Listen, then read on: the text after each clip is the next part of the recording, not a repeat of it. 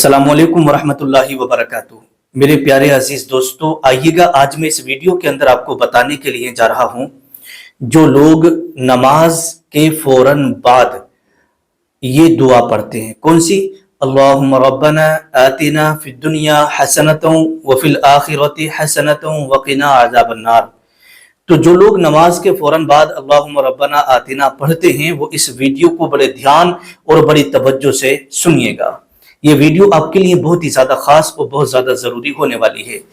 पहली चीज हम इसके अंदर ये बताएंगे, और दूसरी चीज, जिन लोगों की दुआएं कबूल नहीं होती हैं, नमाज पढ़ते हैं, रोजा रखते हैं, सब कुछ कर रहे हैं, लेकिन उनके मन में जो दुआएं हैं अभी तक वो पूरी नहीं हुई हैं, तो फिर इन दो लोगों से आप दुआ करवा लीजिएगा, इंशाअल्लाह आपकी दुआ कबूल हो जाएगी। अब वो दो लोग कौन कौन से हैं वो मैं आपको वीडियो के लास्ट में बताऊंगा। पहले आप इस दुआ के बारे में सुन लीजिएगा और समझ लीजिएगा। अल्लाहुम्मा रब्बना आतिना जो लोग ये दुआ पढ़ते हैं। अब आइएगा, देखिएगा, आपने फर्ज नमाज पढ़ी और फर्ज नमाज पढ़ने के बाद या सुन्नत नमाज पढ़ने के बाद जब भी दुआ मांगते हैं अल्लाहुम्मा रब्बना आतिना फिद दुनिया, पहले दुरूद शरीफ पढ़ते हैं और दुरूद शरीफ पढ़ने के बाद इसको आप मांगते हैं अल्लाहुम्मा रब्बना आतिना, ये दुआ पढ़ते हैं। और अक्सर लोगों की ये दुआ याद होती है, इसलिए इसे पढ़ा करते हैं। और इमाम साहब भी हर नमाज में पढ़ते हैं, तो सुन सुन के बहुत सारे लोगों की भी याद हो जाती है। तो अब अगर आप इस दुआ को पढ़ते हैं तो फिर आप ये भी समझ लें, इसमें बहुत सारे लोग ये गलती करते हैं। कौन सी गलती करते हैं? बड़े ध्यान से आप समझिएगा। गलती ये करते हैं, अल्लाहुम्मा रब्बना आतिना फिद दुनिया हसना। तो जो अल्लाहुम्मा रब्बना आतिना है, लफ्ज क्या है? आतिना। तो इसको पढ़ते हैं अल्लाहुम्मा रब्बना आतिना। बहुत सारे लोगों की जबान पे ये रटा हुआ होता है और उनको ऐसे ही याद होता है। देखिएगा, जो मदरसे में पढ़े हैं या हाफिज कुरान है, कारी कुरान है, तो उनकी तो बात ही अलग है, माशाअल्लाह बहुत अच्छा पढ़ने वाले होते हैं। लेकिन जिन लोगों ने सुन सुन के याद कर रखी होती है ये दुआ, तो उन लोगों से इसमें गलती होती रहती है। क्या करते हैं वो? जल्दी से अल्लाहुम्मा रब्बना आतिना फिद दुनिया इस तरीके से पढ़ देते हैं, लेकिन आतिना नहीं है, लफ्ज क्या है? आतिना। अल्लाहुम्मा रब्बना आतिना। तो हमें आतिना नहीं पढ़ना है, आतिना पढ़ना है। क्यों? इसकी वजह यह होती है, देखिएगा, हम जब नमाज पढ़ रहे होते हैं और कुरान शरीफ अगर हम तलफ्फुज से नहीं पढ़ते या फिर जेर जबर की गलती हो गई या कोई लफ्ज बदल गया, कोई हर्फ बदल गया, तो कभी कभी ऐसा होता है कि माना भी बदल जाते हैं। और जब माना बदल जाते हैं तो फिर नमाज भी फासिद हो जाती है। जब माना फासिद हो जाते हैं तो नमाज भी फासिद हो जाती है। और हम ये सोच रहे होते हैं कि हमने तो भाई नमाज पढ़ ली है और अब हमारी नमाज हो गई। तो इसलिए जो नमाज के अंदर सूरतें पढ़ी जाती हैं उनका भी तलफ्फुज के साथ याद होना जरूरी है। इससे भी पहले मैंने बहुत सारी वीडियो बनाई हैं, नमाज में जो जो सूरतें पढ़ी जाती हैं उनको अच्छी तरीके से मैंने पढ़ करके बहुत सारे लोगों को याद भी कराया है। तो अब आइएगा, इसके अंदर जो आप गलती कर रहे हैं, अल्लाहुम्मा रब्बना आतिना है, तो बहुत सारे लोग क्या करते हैं? आतिना पढ़ते हैं। तो आतिना नहीं पढ़ना है, क्या पढ़ना है? अल्लाहुम्मा रब्बना आतिना फिद दुनिया हसना, फिद दुनिया हसना। अब दूसरी गलती इसके अंदर क्या करते हैं वो आप जरा समझ लें। दूसरी गलती करते हैं फिद दुनिया हसनतन व फिल आखिरह। तो हसनतन जो लफ्ज है ना, इसको पढ़ते हैं फिद दुनिया हसनतन। क्या पढ़ते हैं? हसनतन, जबकि सीन के ऊपर जबर है, सीन के ऊपर फतह है। तो इसको बहुत सारे लोग क्या कर देते हैं? साकिन कर देते हैं। अल्लाहुम्मा रब्बना आतिना फिद दुनिया हसनतन, तो हसनतन पढ़ते हैं, जबकि है हसनतन, है ना? ये आपके याद हो गया होगा। और तीसरी गलती जो इस दुआ में लोग करते हैं वो ये है, फिद दुनिया हसनतन व फिल आखिरति हसनतन व क़िना अज़ाबन्नार। तो वक़िना जो लफ्ज है, क्या है ये? वक़िना अज़ाबन्नार। तो इसे पढ़ते हैं बहुत सारे लोग, व फिल आखिरति हसनतन व क़िना अज़ाबन्नार। क्या पढ़ते हैं? वाक़िना, वाव के आगे अलिफ लगा देते हैं, वाक़िना, एक हर्फ की ज्यादती इसमें कर देते हैं, जबकि वाक़िना नहीं है, लफ्ज है वक़िना, जल्दी पढ़ा जाएगा। क्या पढ़ा जाएगा? जल्दी। تو یہ 3 غلطیاں اس کے اندر بہت سارے لوگ کر دیتے ہیں جنہیں اس چیز کا علم نہیں ہوتا ہے، اور جنہوں نے سن کر کے یاد کر رکھی ہوتی ہیں ان سے زیادہ یہ غلطیاں ہوتی ہیں۔ اب آئیے گا ایک بار میں تلفظ کے ساتھ اچھے سے آپ کو پڑھ کر کے سنا دیتا ہوں مکمل، جس سے کہ آپ کے دل کو سننے کے بعد سکون ملے گا اور آپ اپنی غلطی درست انشاءاللہ کر لیں گے۔ آئیے گا بڑے دھیان سے آپ سنیے گا۔ بسم اللہ الرحمن الرحیم۔ اللهم ربنا آتنا في الدنيا حسنة وفي الآخرة حسنة وقنا عذاب النار۔ اس طریقے سے آپ کو پڑھنا ہے۔ اب یہ دعا جو ہم مانگتے ہیں، آخر اس دعا میں ہم کیا مانگتے ہیں یہ بہت سارے لوگوں کو پتا نہیں ہوتا ہے، کیونکہ یہ دعا عربی زبان میں ہے، ہم لوگ اردو بولنا جانتے ہیں، ہندی بولنا جانتے ہیں، تو اس کا مطلب بھی ہم نہیں سمجھتے ہیں۔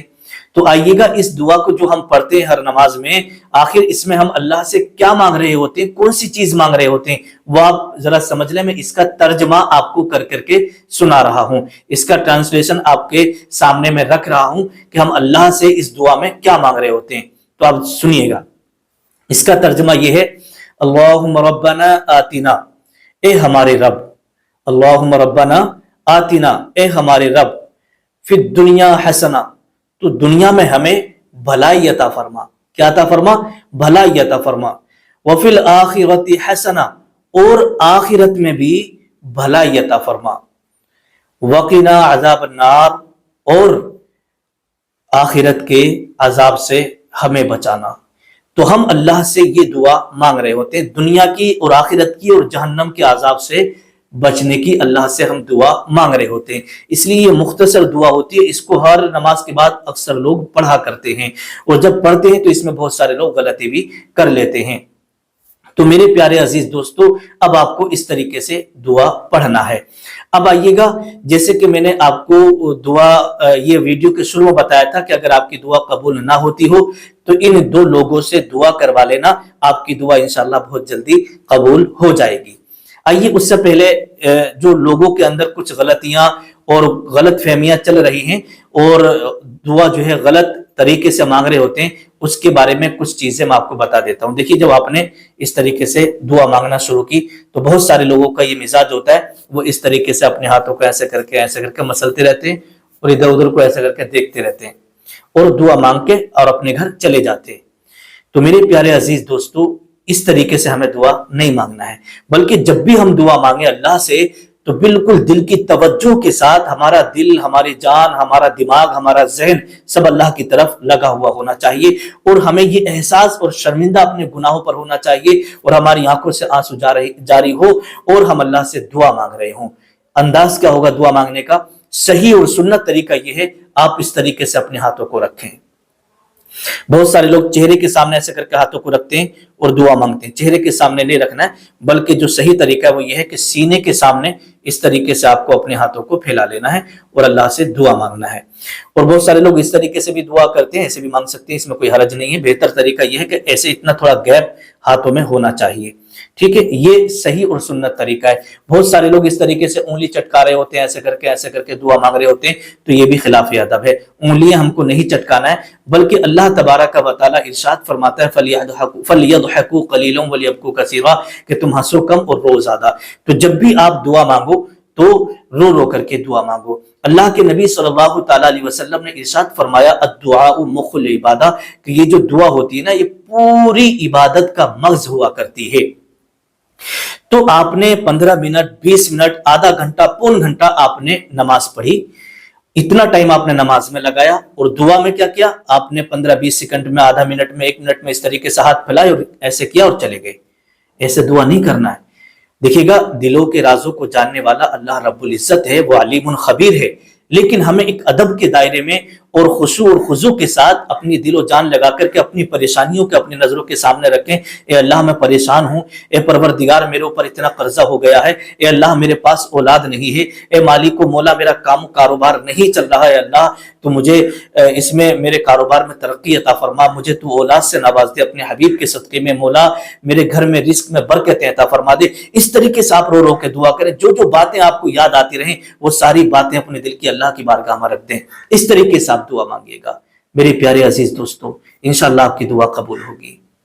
ٹھیک ہے، اب آئیے گا، اگر آپ کی دعا قبول نہیں ہو رہی ہے تو ان دو لوگوں سے آپ دعا کرا لیں، انشاءاللہ آپ کی دعا قبول ہو جائے گی. اللہ کے نبی صلی اللہ تعالی علیہ وسلم نے ارشاد فرمایا، یہ حدیث پاک ہے کہ 3 لوگوں کی دعا کبھی بھی رد نہیں ہوتی ہے. 3 لوگوں کی دعا کبھی رد نہیں ہوتی ہے. اگر یہ 3 لوگ دعا آپ کو دے دینا تو پھر سمجھو آپ کا بیڑا پار ہو گیا. ایک مظلوم کی دعا، اور دوسری مسافر کی دعا، اور تیسری والد کی دعا یعنی باپ کی دعا اولاد کے حق میں. ٹھیک ہے، تو اگر آپ چاہتے ہیں کہ آپ کا کام، آپ کا کاروبار، آپ کی پریشانی دور ہو جائے تو پھر آپ اپنے والد صاحب سے، اپنے باپ سے اپنے لیے دعا ضرور کرائیے گا. اور پہلی چیز باپ، اور دوسری چیز آپ کی ماں. تو یہ ماں اور باپ، ان سے زیادہ محبت کرنے والا آپ سے کوئی نہیں ملے گا. ٹھیک ہے، دنیا کے اندر دیکھیے گا، یہ چاہے آپ کی بیوی ہو، آپ کے بچے ہوں، آپ کے بھائی ہوں، آپ کی بہنیں ہوں، لیکن سب سے زیادہ جو پیار کرتی ہے نا وہ ماں اور باپ ہوتے ہیں، جو سب سے زیادہ سچی اور حقیقت میں محبت کرتے ہیں. باقی بہت سارے لوگ جو ہے محبت کرتے ہیں نا وہ صرف مطلب سے بھی محبت کرتے ہیں.